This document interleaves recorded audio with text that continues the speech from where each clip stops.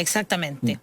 Oye, tenemos a Hassan Akram, yo me imagino ya listo para conversar. También el héroe de la jornada.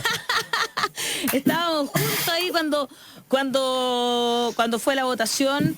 ¿Podríamos decir que fue una votación histórica, Hassan Akram? Un momento histórico. Buenos días. Sí, sin duda. Buenos días, ¿cómo están? Sí, yo concuerdo.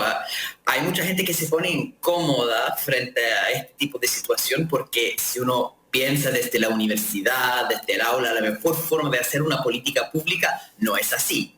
Uno genera una ley especial, uno tiene debates, tiempo, una consideración de distintas posiciones. No, lo que se hizo acá fue algo muy improvisado, a la rápida, respondiendo a una emergencia. Pero como se dice, ¿no?, la famosa expresión, las crisis son las nodrizas del cambio. Que lamentablemente las transformaciones profundas no se dan en esas condiciones donde uno escucha a todo el mundo, sobre todo porque en esas condiciones normales el poder del lobby de los empresarios es tan fuerte que después de todas las consideraciones académicas, serias, profundas, el bloqueo llega igual y no se puede avanzar. El momento cuando el bloqueo es más débil, el momento máximo de crisis, hemos perdido la posibilidad de tener un debate más pausado, pero hemos ganado la posibilidad de avanzar a pesar del veto. Entonces es una transformación histórica, hay problemas con la propuesta sin duda, pero es un avance hacia cambiar el sistema y eliminar las AFP, que es lo que la inmensa mayoría de la población quiere. Claro. Oye, Hay una...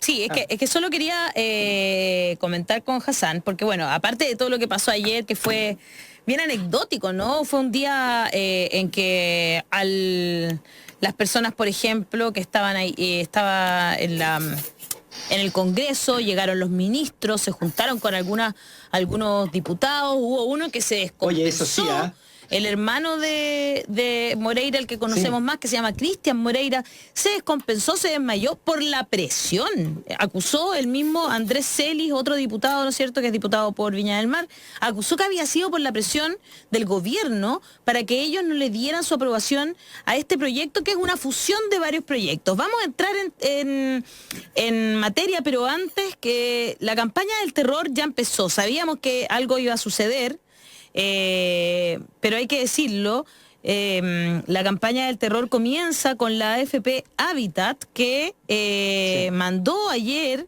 a través un comunicado a sus afiliados, ¿no es cierto? Dice: la aseguradora señaló que la votación del pasado miércoles fue ideológica y populista. La calificó como un error histórico.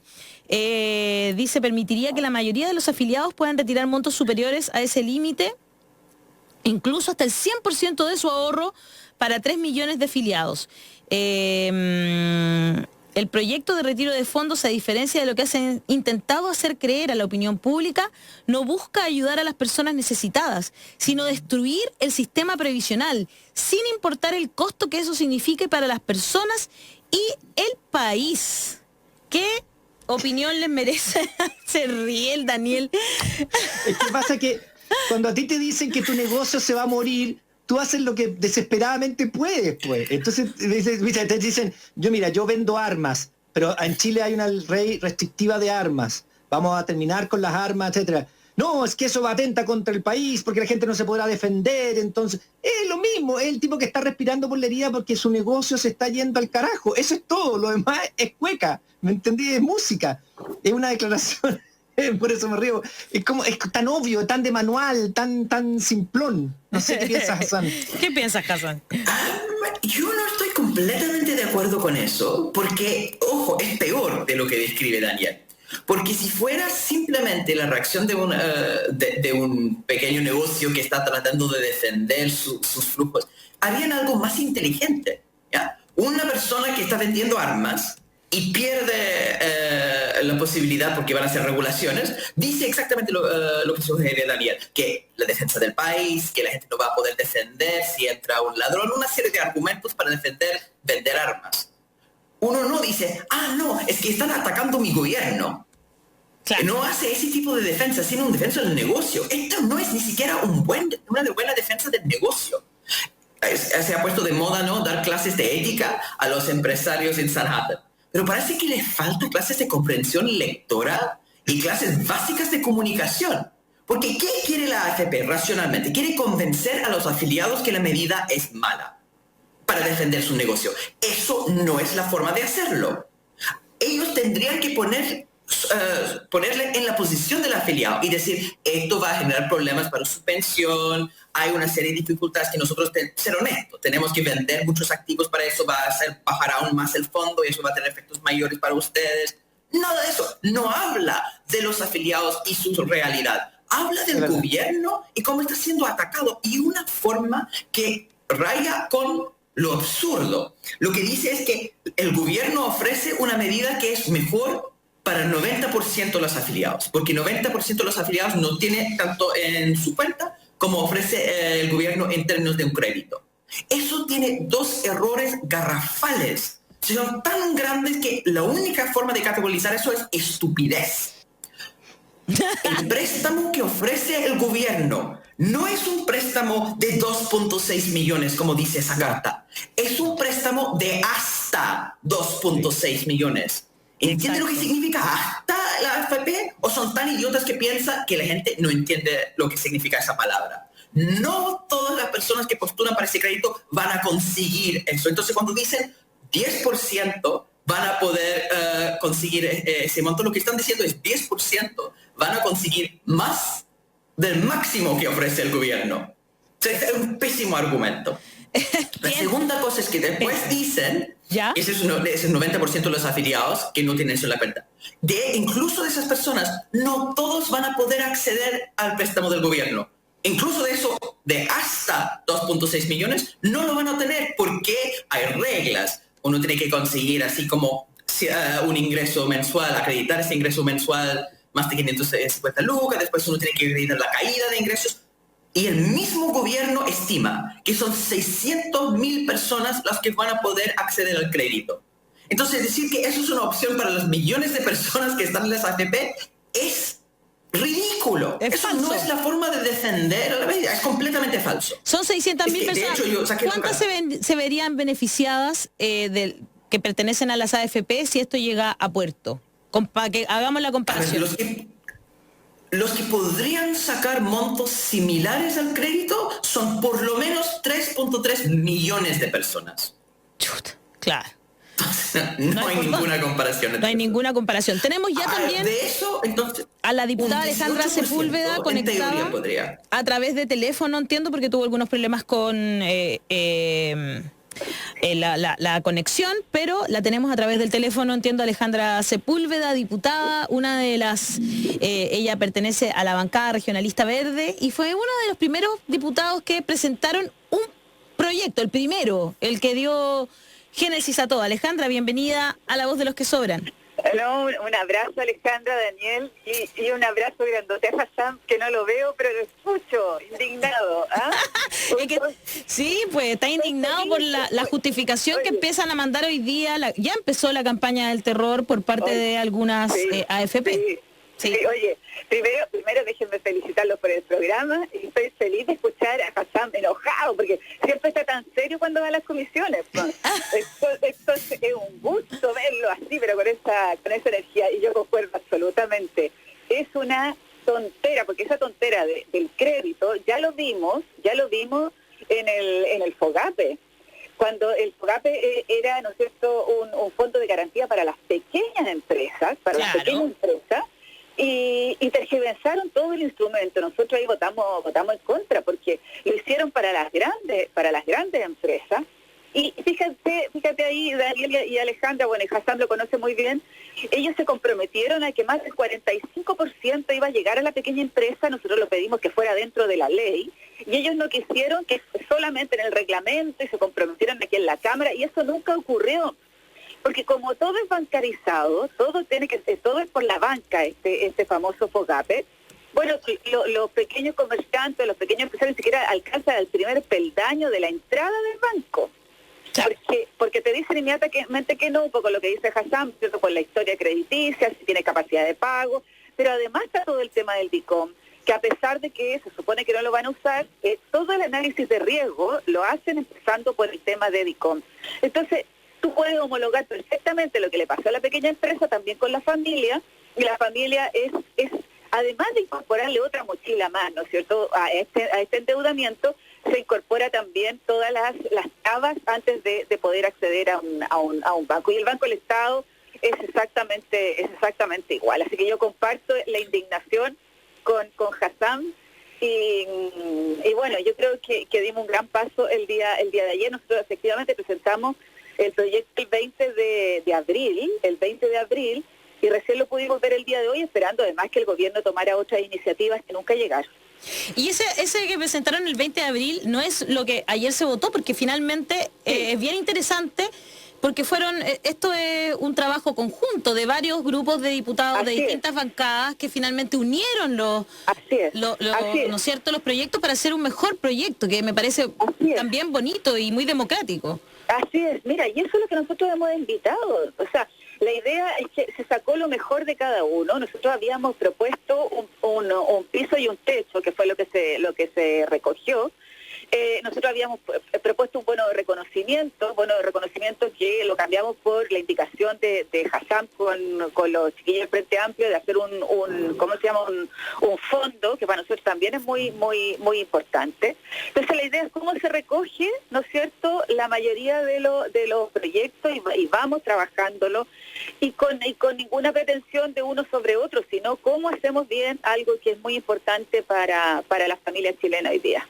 Exactamente. Hassan, a propósito de lo que dice Alejandra sobre este fondo, ¿podría explicarle un poco a la gente de qué se trata esta idea y que para ti es tan fundamental, y Daniel también lo decía cuando comenzamos el programa, ¿no es cierto?, que es quizás una de las partes más importantes para que la gente se sienta más tranquila, ¿no?, que se aprobara este fondo. Cuéntanos un poco de qué se trata. Perdón, es que sigo enojado con la carta de Hábitat.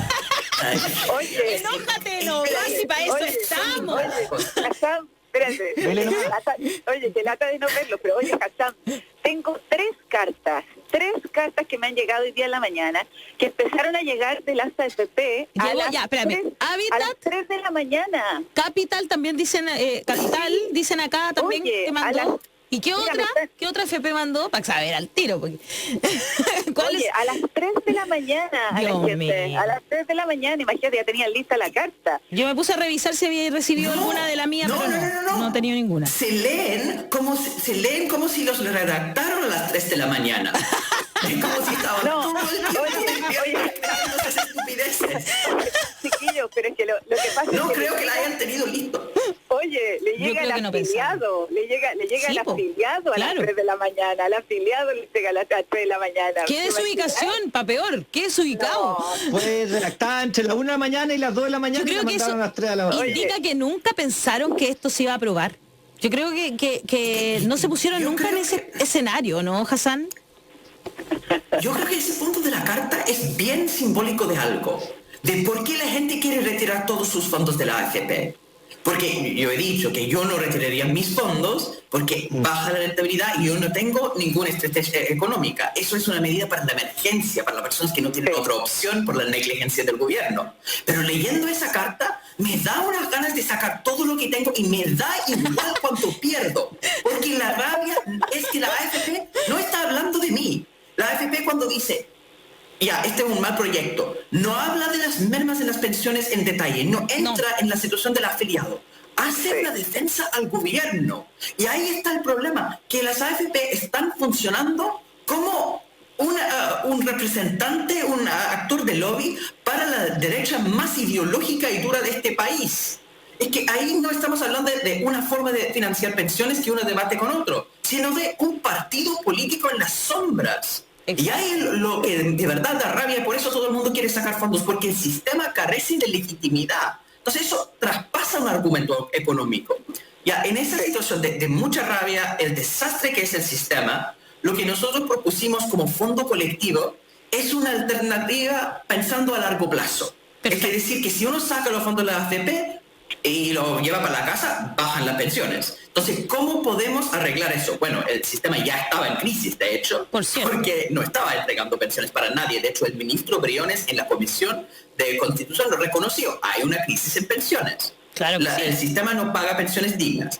lo que haría el fondo colectivo es con una cotización del empleador y una cotización del Estado, se paga un complemento a las pensiones, ¿ya? Y eso hasta todos los pensionados reciben una pensión autofinanciada, la pensión de su AFP, y otra parte que es la pensión que reciben de esta nueva institución que es del fondo colectivo. Entonces, una pensión en paralela. Eso adelanta la conversación que se está haciendo con la reforma de pensiones en la Cámara. Pero la gracia de tener este sistema paralelo es que eventualmente en un futuro, después pasada la crisis y todos los demás, podríamos decir, toda la gente que tiene su dinero atrapado en las AFP pueden sacar sus fondos, 100% de sus fondos, y meterlo en el fondo colectivo. Eso crea la institucionalidad para terminar con las AFP, porque crea un sistema que paga pensiones, no según cuentas individuales, sino por un fondo colectivo según las necesidades de las personas, ¿ya? Y eso se va a empezar haciendo con una proporción chiquitita de la cotización, pero en el futuro se puede migrar todas las cotizaciones a ese nuevo sistema. Y por eso no solamente estamos pensando en el corto plazo de la emergencia de las personas, sino cómo podemos transformar el sistema a largo plazo. Y por eso es tan importante la parte del fondo. Alejandra, ¿cómo se ve esto a futuro? Porque mucha gente nos preguntaba, ayer nosotros estábamos con Hassan en vivo a través de Instagram, también estaba Daniel que nos hacía comentarios, y claro, estábamos viendo esto, uno lo siente como un pequeño triunfo, ¿no es cierto? Sabemos que es solo un paso, pero ¿qué es lo que viene? ¿Y cómo ven ustedes el futuro? Porque ayer terminaron saliéndose de la bancada RN, el jefe de la mesa, ¿no es cierto? Paulsen, también Schalper, me falta uno que me olvidé. Se desmayó una persona, hubo algunos... El tercero no votó en contra, el que se retiró de la bancada RN, sí, no votó en contra, se abstuvo. Muy raro. Sí, qué raro todo, ¿no? No sé, es muy raro todo. ¿Qué es lo que se ve para el futuro, Alejandra? Sí, pero mira, a mí no me gustaría dejar pasar primero antes de ver lo que yo creo que va a pasar. Es decir, yo creo que aquí esto de los poderes económicos en la sombra, lo vimos ayer absolutamente, como el gobierno era un lobista de esos poderes. Imagínate que ayer habían por lo menos tres ministros con subsecretario aquí en el Congreso, encerrado a puerta cerrada absolutamente, sin ni siquiera el ministro de Hacienda ir a la sesión. Tuvimos que obligarlo por las medidas sanitarias a ir a la sesión, porque estaba más bien haciendo el lobby para que esto no ocurriera, y se lo dijimos, o sea, que hay un lobby de las AFP, de los poderes económicos, ¿no es cierto?, de los grandes empresarios, tanto adentro como fuera del país, y uno tenía la sensación, ¿no es cierto?, de que aquí había compra y venta, ¿no? ¿Quién ofrecía más frente a la situación? Y además el gobierno sacando, ¿no es cierto?, un conejo del sombrero con las propuestas que hizo el día antes de ayer para precisamente boicotear y tratar de que no obtener los fondos del retiro de la AFP. Ahora, lo que tuvo las redes sociales, yo creo que la presión social de las personas fue súper importante, porque yo creo que además esto de estar en telemático, muchos de los diputados que tenían que votar, ¿no es cierto?, en contra de esto, y no lo hicieron porque estaban en sus territorios, ¿no es cierto?, viendo lo que estaba pasando en la realidad de las personas, y asumiendo también el costo político y la presión que iban a tener si votaban en contra de esta iniciativa. Nosotros, la verdad es que nos sorprendió la votación de ayer y muy contentos y contentas porque esto fue un segundo paso después del primero, que fue la Comisión de Constitución. Claro. Bueno, hoy día a las 5 de la tarde continuamos porque esto vuelve a la comisión.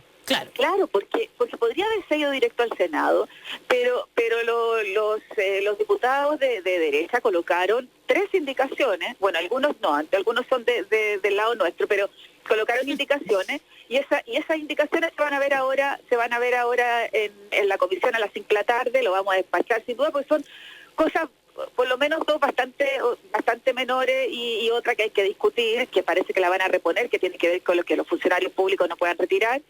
No te puedo creer, ¿por qué? Sí.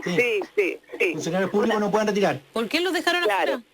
porque dice que no corresponde y porque están recibiendo su sueldo, pero aquí hay otra cosa de por medio. Perfecto, porque están recibiendo su sueldo. Pero aquí hay otras cosas de por medio. O sea, primero, y esa va a ser mi defensa hoy día, ellos tienen viáticos, tienen horas extras que prácticamente es casi la mitad o de la mitad de su sueldo que hoy día no reciben.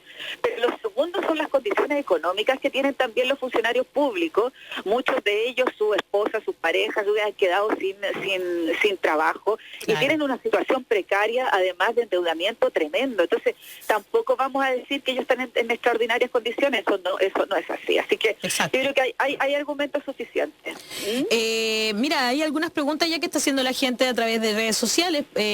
Dicen que Hassan podría hacer una carta para contestarle a la AFP y que sí, que sería una buena idea. Hay algunos que dicen eso. No. Va a poner puro garabato.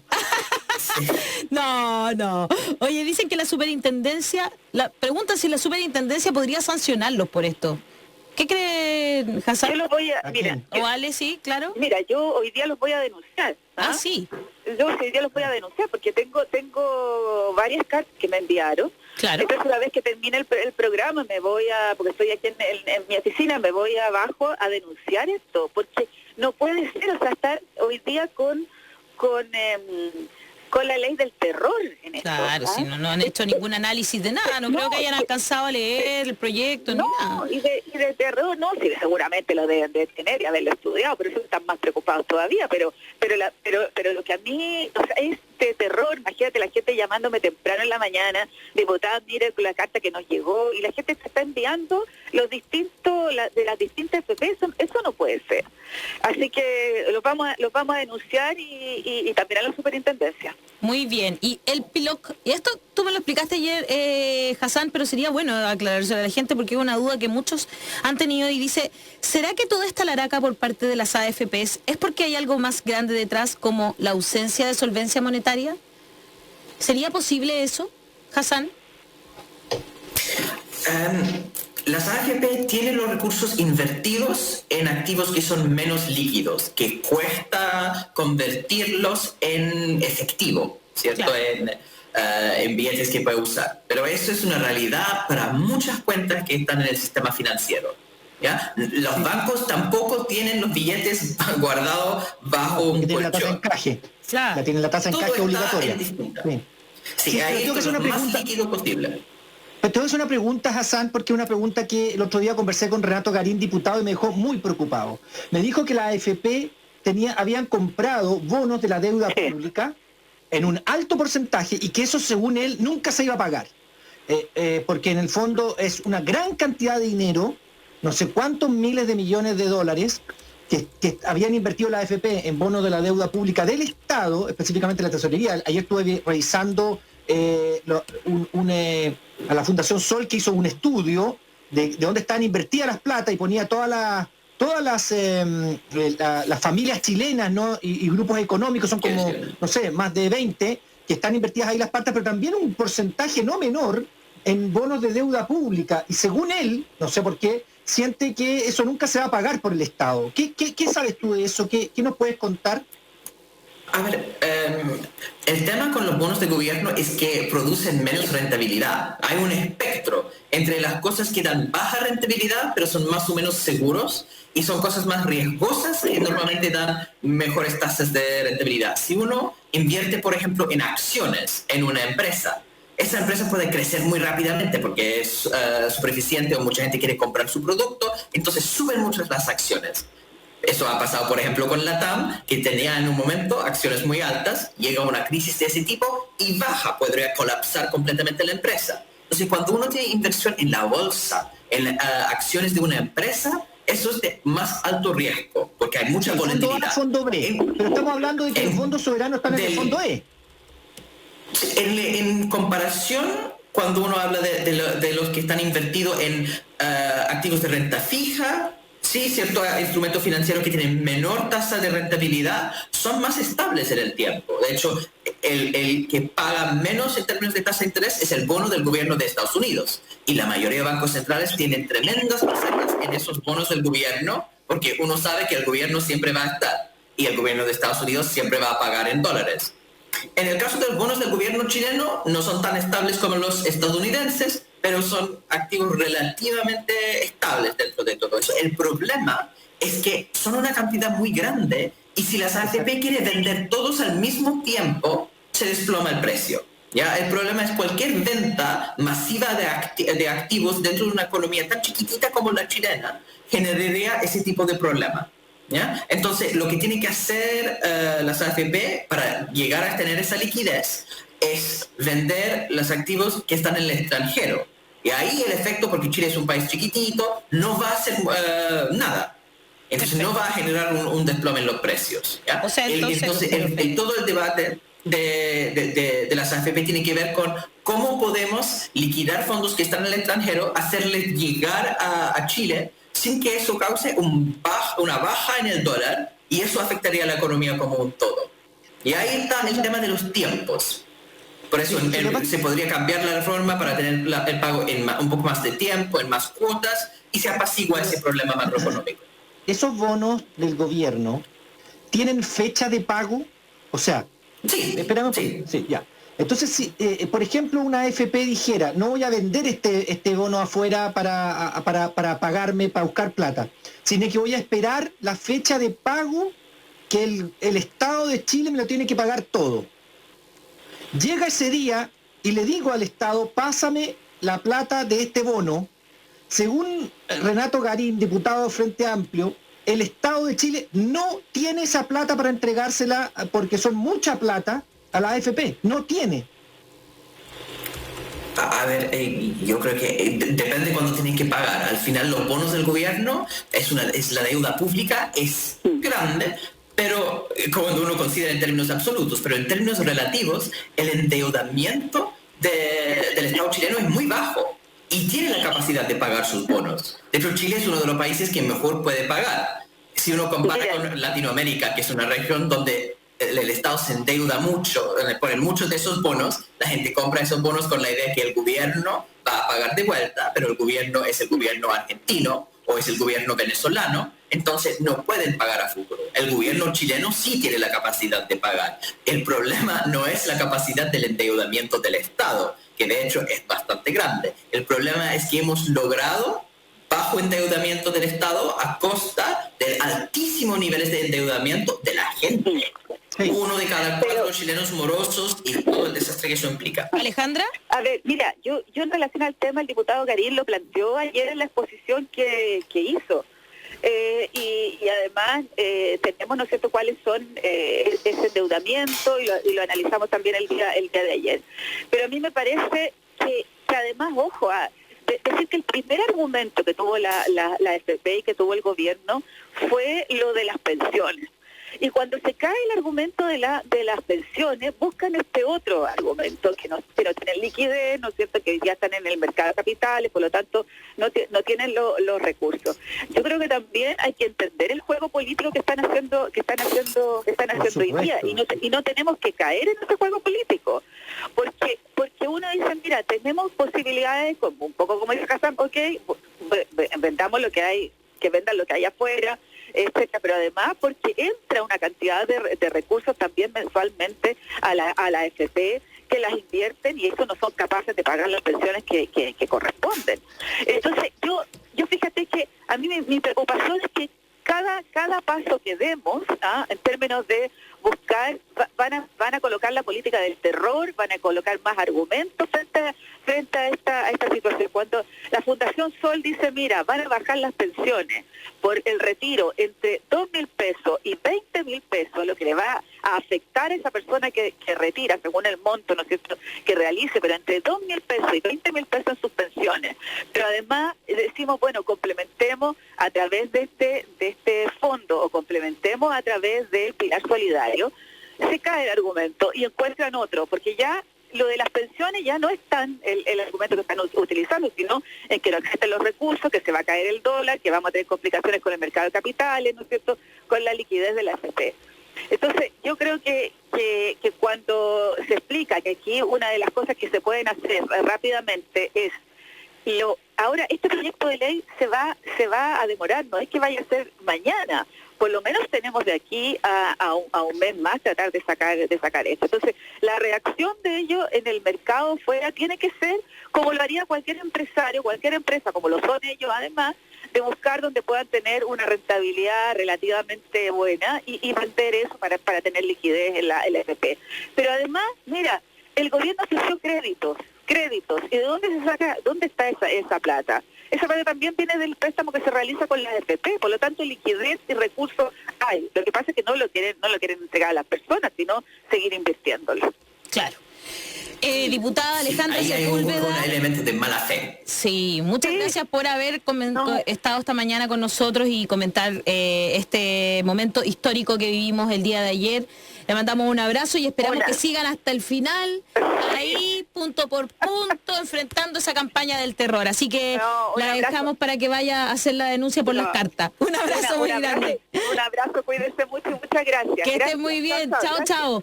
Hassan, querido, vamos a seguir. La gente quiere que tú respondas esa carta punto por punto para que ellos mismos le puedan responder a la AFP. Pero ¿por qué no? Sí, me parece una súper buena idea.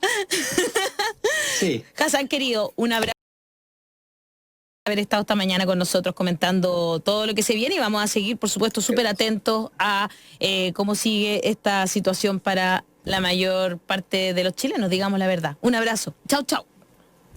Ahí estaba.